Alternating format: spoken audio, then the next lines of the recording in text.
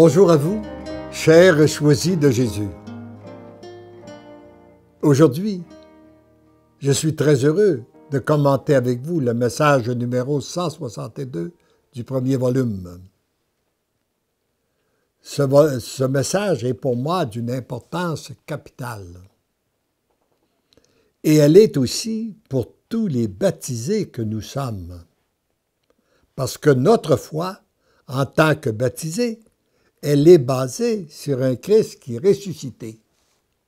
Mais elle est aussi basée sur un Christ qui revient dans sa gloire et il nous annonce son retour pour très bientôt. Alors voici le texte. Mon tout petit, la joie sera très grande au ciel comme sur la terre le jour de ma grande venue. Ce jour tant attendu ne tardera pas. Les préparatifs sont nombreux. Une bonne nouvelle, ça fait 2000 ans qu'on attend son retour dans la gloire, et bien là, il nous dit que c'est pour très bientôt.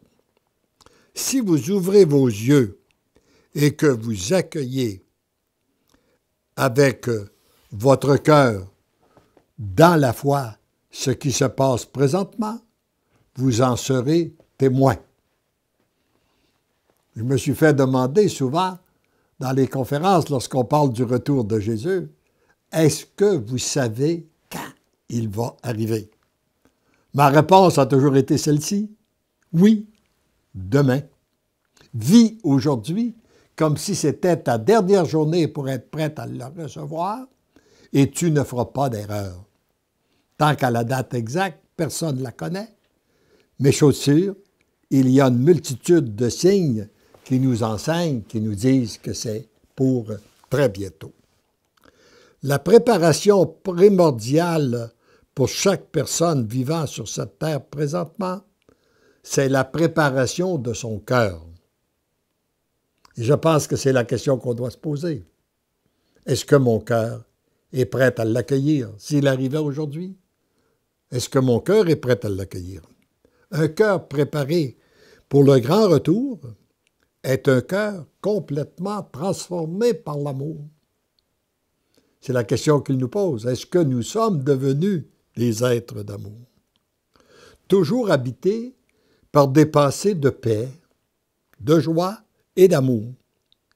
Il n'y a pas de place pour les pensées négatives, sous aucune forme, comme la haine, la colère, la vengeance, le dénigrement, la non-acceptation d'une personne, peu importe son comportement.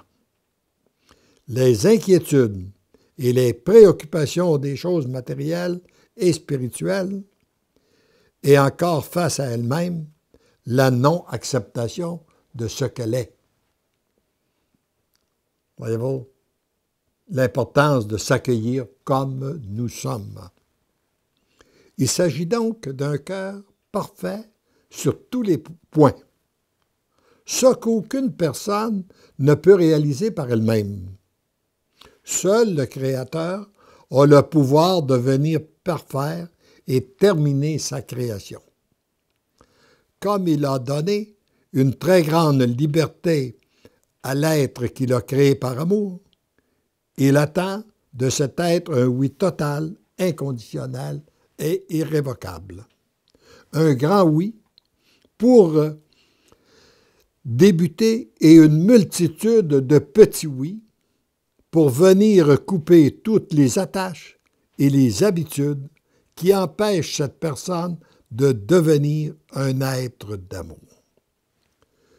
Il m'apparaît, l'image que j'ai, c'est un grand oui qu'on donne au Seigneur un jour, on se décide pour lui, et après, il y a une multitude de petits oui à donner à chaque jour pour les contrariétés, les joies, les peines qui nous arrivent, donner oui, et surtout dire oui à ce que nous sommes et dire oui à ce que sont les autres. De même que la personne doit donner une multitude de non à tout ce qui est contraire à l'amour ou qui l'empêche de devenir un instrument docile et malléable entre les mains de Dieu. de Dieu notre Père. Nous ne pouvons pas dire oui à Dieu et dire oui aussi à ce qui est contraire à sa volonté. Alors lorsqu'on se décide pour lui, on dit oui à tout ce qui est conforme à sa volonté et on doit dire non à ce qui est contraire. La grande purification qui vous est demandée et qui est commencée va se poursuivre à la grandeur de la terre, à l'ensemble des enfants du Père. Le temps presse à remettre vos oui. Comme vous êtes les premiers choisis, une multitude des bénéficiaires de vos oui volontaires auront à souffrir de votre refus ou de votre hésitation. L'importance de nos oui. Si nous donnons notre oui, il y a une multitude de gens qui vont en être bénéficiaires. Si nous les retenons ou si nous ne les donnons pas, il y a des gens qui ne peuvent pas, qui ne pourront pas donner leur oui à cause de notre refus. Vos oui ont une importance beaucoup plus grande que vous le pensez. Un peu comme les premiers apôtres.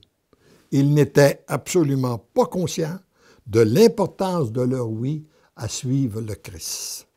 Heureux, heureuse d'être choisis, vous devenez l'amour pour donner l'amour. Je vous aime, je t'aime. Heureux, heureuses sommes-nous, à la suite des premiers apôtres qui ont donné leur oui, qui a permis à notre Église de se rendre jusqu'à nous depuis 2000 ans. Eh bien là, par nos oui, il nous invite, il nous dit que c'est la nouvelle civilisation qui se met en marche. Et heureux sommes-nous d'être les premiers, de répondre, de donner notre oui, de nous laisser, de prendre un temps de plus en plus grand pour être en intimité avec notre Dieu, se laisser transformer, s'alimenter continuellement par la source de son amour. Et il n'y a pas de meilleur aliment, il n'y a pas de plus grande puissance que Jésus Eucharistie.